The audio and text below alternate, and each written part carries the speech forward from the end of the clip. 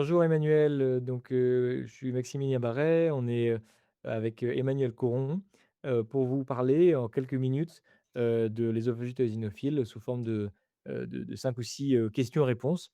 Donc ma première question pour toi Emmanuel, c'est, finalement comment est-ce qu'on fait le diagnostic de cette maladie? On ne parle pas tellement des symptômes cliniques puisque là on sait que ça arrive souvent par, les symptômes de reflux chez les enfants et la dysphagie, voire les impacts alimentaires chez les adultes. Mais, l'endoscopie, l'histologie, qu'est-ce que tu peux nous en dire?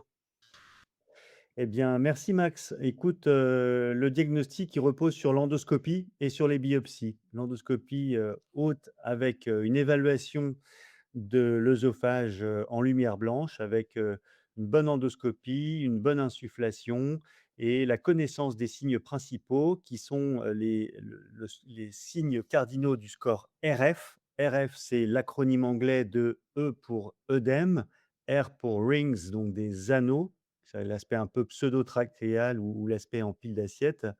E pour exudates, donc des exudats, sous forme de piquetés blanchâtres et furrows, F pour furrows, ce sont les stries longitudinales. Donc le score RF qui est à connaître et qu'on pondère en fonction de la gravité de chacun de ces aspects, qui permet de monitorer aussi l'aspect dans le temps.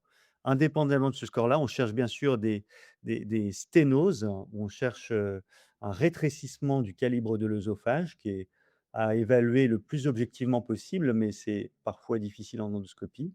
Et puis la clé absolue, ce sont les biopsies qui doivent être, étagées dans l'œsophage. Il faut 6 biopsies minimum à au moins 2 étages différents, par exemple le tiers moyen, le tiers inférieur et le tiers supérieur.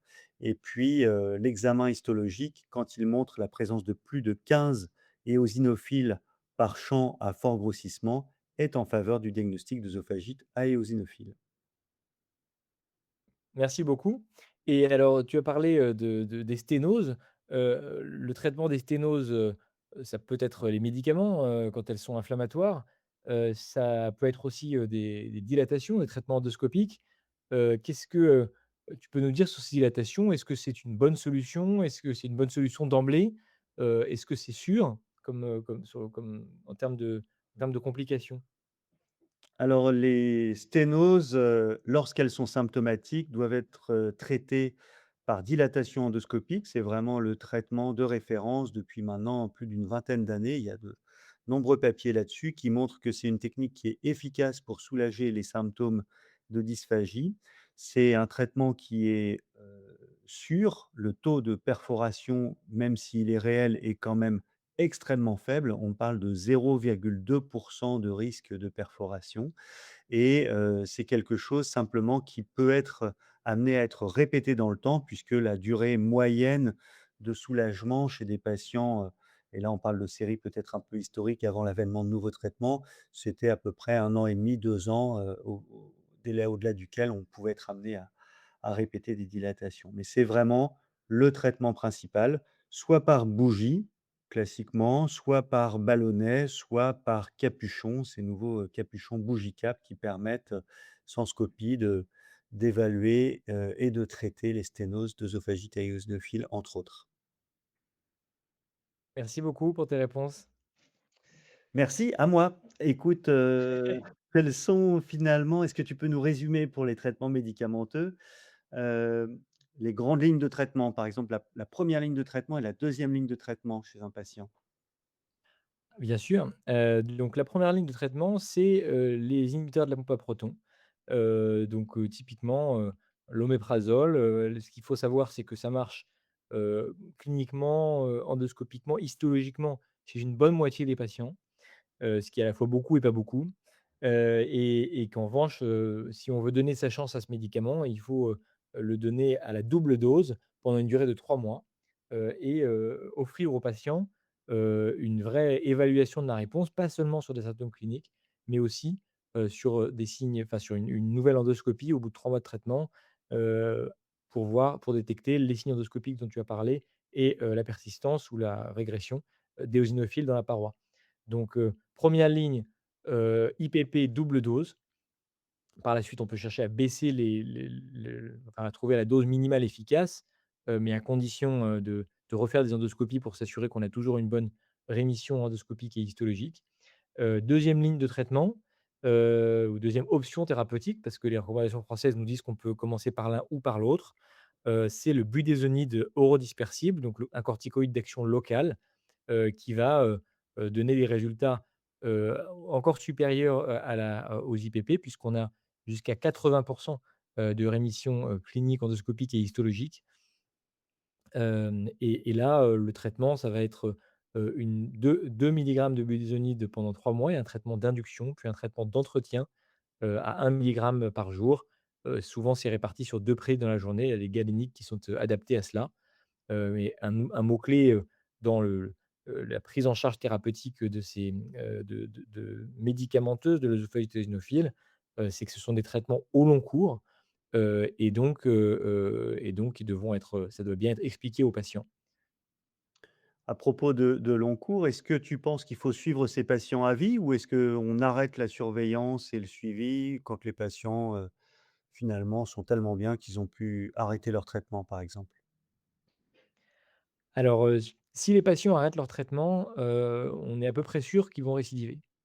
Donc, s'ils arrêtent le traitement, il faut prévoir une sorte de clause de revoyure, en les revoyant, 6 mois ou 12 mois ou après leur arrêt pour, ne pas les laisser dans la nature et leur donner une occasion de, réanalyser leurs symptômes, leur qualité de vie, éventuellement refaire une endoscopie et des biopsies pour voir si la maladie est récidivée, et le plus probable est que ça sera le cas et qu'on aura donc une bonne raison de leur faire reprendre leurs médicaments.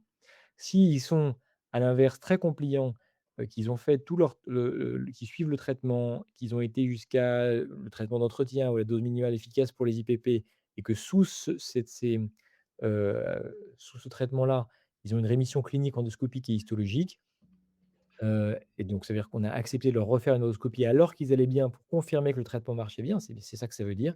Et bien dans ce cas-là, il y a pas forcément besoin de refaire des endoscopies, à un rythme régulier, parce que, finalement, ça n'apporterait rien s'il est contrôlé, et s'ils sont contrôlés, ils sont contrôlés.